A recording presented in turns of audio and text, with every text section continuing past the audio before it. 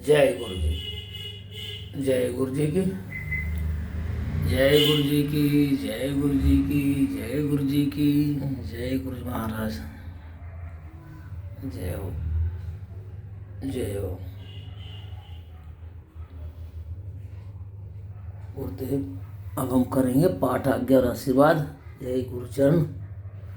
जय गुरु रख चरणा दे कुल गुरु जी।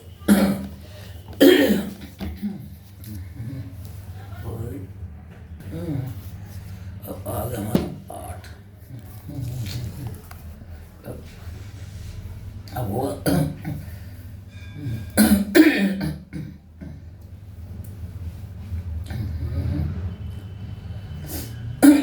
आज है 11वां पाठ, अध्याय शिवार्चन विधि और उसका फल।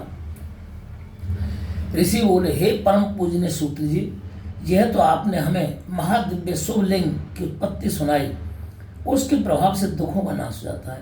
हे महाभाग, अब आप ब्रह्मा और नारद के संवाद के माध्यम से शिव पूजन की विधि बतलाइए, जिसके करने से शिव जी प्रसन्न हो।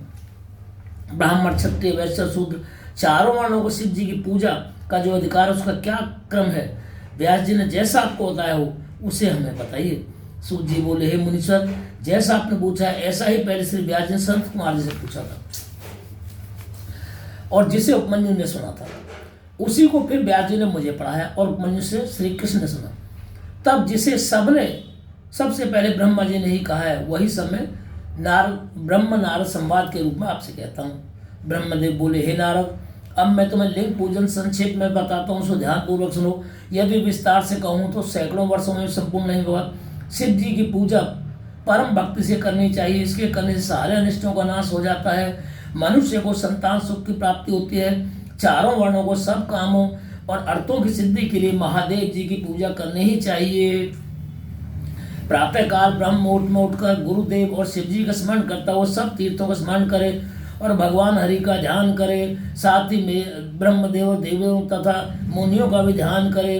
फिर शिव स्तोत्र का पाठ करे और तब उठकर मल त्याग के लिए दक्षिण दिशा को जाए, जो वहाँ एकांत मल त्याग करे। ब्राह्मण हो तो शुद्धि के लिए 5 बार हाथ धोए, क्षत्रिय 4 बार, वैश्य 3 बार, शूद्र हो तो 2 बार हाथ धोए। उदाव लिंग में 1 बार, बाएं हाथ में 10 बार, फिर दोनों हाथों में 7 बार मिट्टी लगा से साफ करे। इसी प्रकार दोनों पैरों में 3 बार लगाकर फिर 3 बार हाथ में लगावे। स्त्रियों को शूद्र की भांति मिट्टी लेकर हाथ पैर धोना चाहिए। फिर अपने वर्ण के अनुसार दातुन करे। दातुन के लिए ब्राह्मण 12 अंगुल की, क्षत्रिय 11 अंगुल की, वैश्य 10 अंगुल की और शूद्र 9 अंगुल की दातुन करे। षष्ठी, अमावस, नवमी और व्रत के दिन रविवार को संध्या के समय और श्राद्ध के दिन दातुन नहीं करना चाहिए। तीर्थों में सविधि मंत्र से स्नान करे, फिर एकांत उत्तम स्थान में संध्या करे, फिर सविधि शिव जी की पूजा करे, परंतु पहले गणेश जी का पूजन अवश्य करे। तदनंतर आसन पर बैठकर शिव जी की स्थापना करे। 3 बार आचमन कर 3 प्राणायाम करे, जिसमें मध्य में त्र्यंबकम शिव जी का स्मरण करे, जिसमें 5 मुख 10 भुजाएं सब भूषण से युक्त और जो बागंबर धारण किए।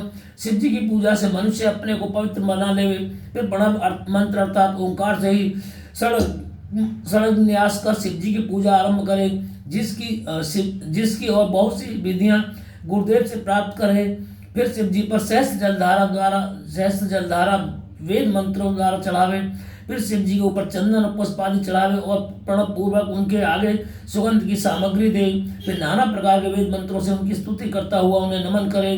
फिर अर्घ्य देकर शिव जी के चरणों में पुण्य पुष्प अर्पित करे। फिर देवेश्वर को प्रणाम कर आत्मा से शिव जी की आराधना करे। प्रार्थना करते समय हाथ में पुष्प लेकर उनके सामने खड़ा हो और अंजलि बांधे रहे और कहे कि हे महादेव, मैं ज्ञान से अथवा ज्ञान से आपकी जो भी कुछ पूजा की है वह सफल हो। और ऐसा कहकर हर्षित होकर शिव जी के ऊपर फिर पुष्प अर्पित करे और स्वस्ति वाचन कर अनेक प्रकार के आशीर्वाद ग्रहण करे। फिर शिव जी के ऊपर शिव जी को समर्पित पूजा की चढ़ाई हुई सभी वस्तु हटाकर नमन करे और अपराध क्षमा करने के लिए प्राचमन कराए। फिर अघोर मंत्र में महादेव जी की प्रार्थना करें और गले से अधिक शब्द निकालकर उनकी पूजा करें। फिर अपने समस्त परिवार के साथ शिव जी को नमन कर अत्यंत प्रसन्न हुआ अपने समस्त कार्यों को सुखपूर्वक करें। इस प्रकार की शिव पूजा से उसे पद पर सर्व सिद्धियों की प्राप्ति होती है, उसका दुख मिट जाता है और शिव जी की कृपा से कल्याण प्राप्त होता है तथा शिव जी की पूजा से सारे उनके और भी गुणों की वृद्धि होती है। हे मुनिवर, यह शिव जी की पूजा की विधि कही है। हे नारद, अब इसके पश्चात और क्या सुनना चाहते हो? बोलो शिव शंकर भगवान की जय। इति 11वां अध्याय संपन्न। हर हर महादेव। गुरु महाराज से वही प्रार्थना है कि जो भी इस पाठ का अध्ययन करे, इसके चिंतन करे, मनन करे, उसके समस्त कार्य सिद्ध हों, कष्ट क्लेश होगा नाश हो, सुख शांति से परिपूर्ण रहे हो, धर्म करने ऐसी कृपा करे। गुरु महाराज की जय।